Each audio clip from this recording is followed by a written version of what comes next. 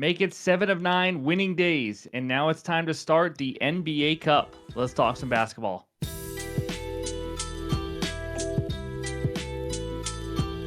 What's going on, everyone? Welcome back in to another episode for Just a Bet Outside. I am your host, Steven, and we're back to talk some more NBA. That's right, I'm excited. As you just heard, the NBA Cup, the journey to the championship starts now. How much does that mean to me? Not a ton, but it's basketball, so we're going to keep talking about it. So before we get into anything, if you guys watched the Monday Night Football video, you know we are giving away one free month to two different people for OUTLIER.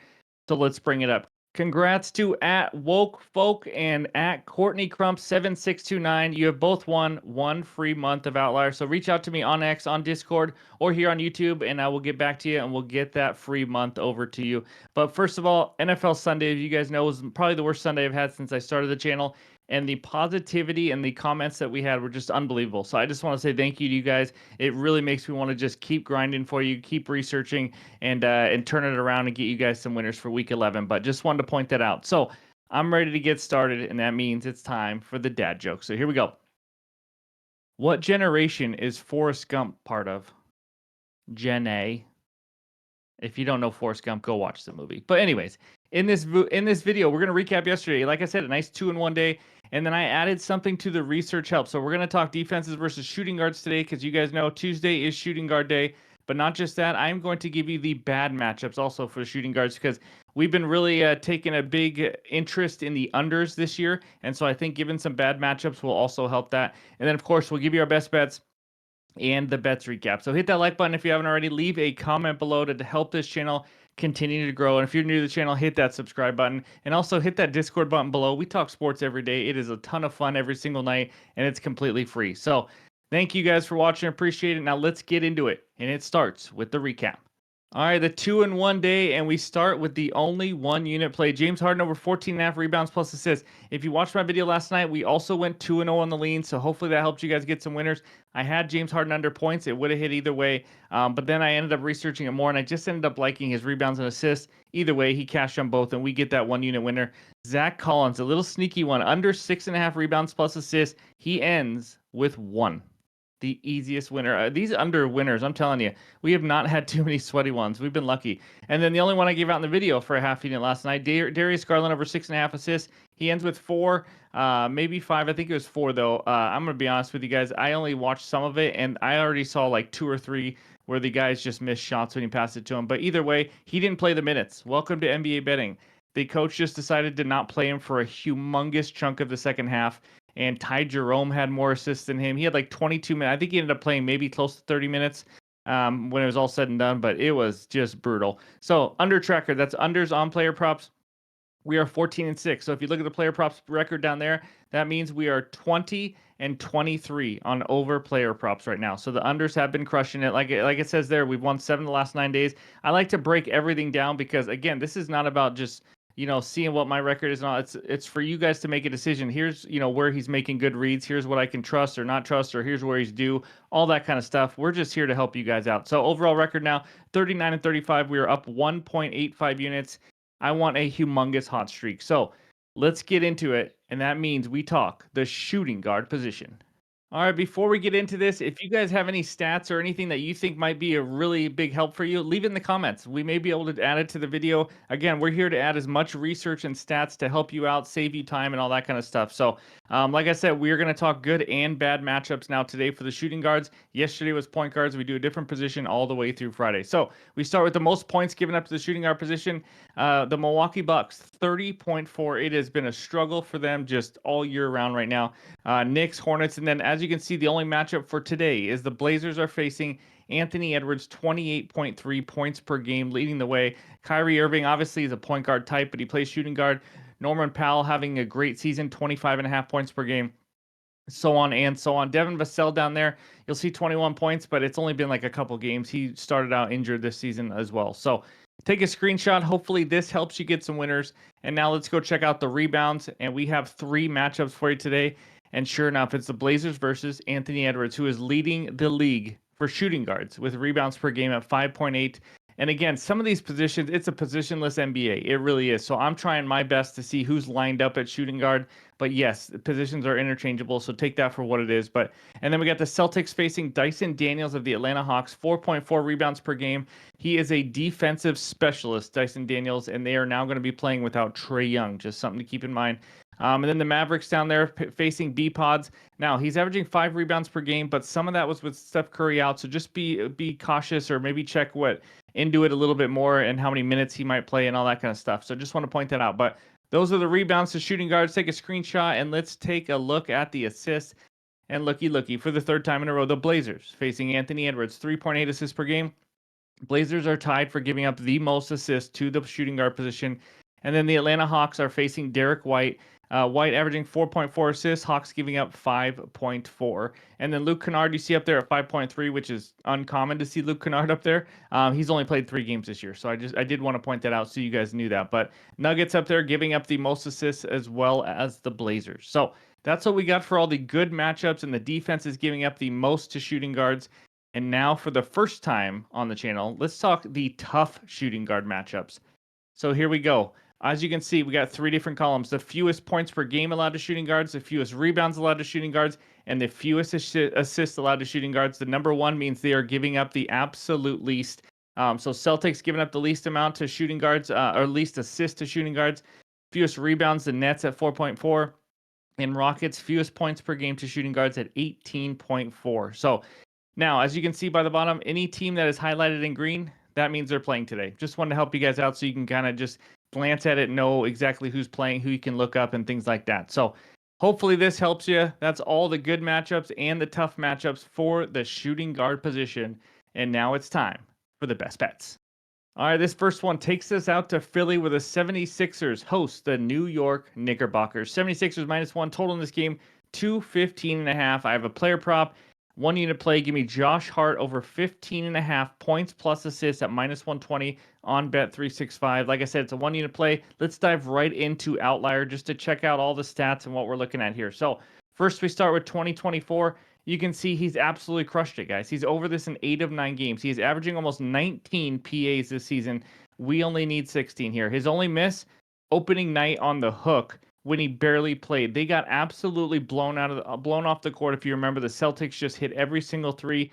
If you scroll down a little bit and you can see his minutes down below, you'll see he only played 24.5 minutes. It's a throwaway game for me because since then he's never played less than 33 minutes, including 42 minutes last game, which is absolutely insane. He's averaging 36.7 minutes now. And now if we go to potential assists, right next to that, we can see he's averaging 8.7. But if you watch Knicks games, you know he's been more involved lately. He is averaging a tick under 11 potential assists now the last 6 games, really finding his role here on this newer team.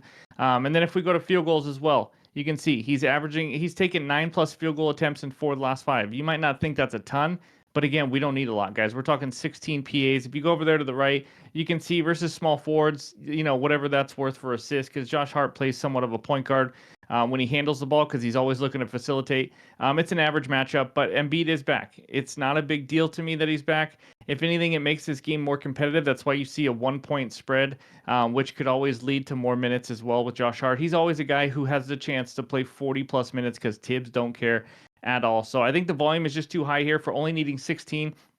I like Mr. Hustle, Mr. Minutes, whatever you want to call him, Josh Hart, to go over for the 9th game in a row. Don't break my heart, Mr. Joshua. So that's my first bet. Now on to bet number 2. All right, this second one takes us out to Orlando, Florida, where the Magic hosts the Charlotte Hornets. Magic -7. Total in this game is 213. Who wants to get wild? Let's just get crazy. We're going to take a shot. Give me Goga Batazzi, double-double at +215 on Bet365.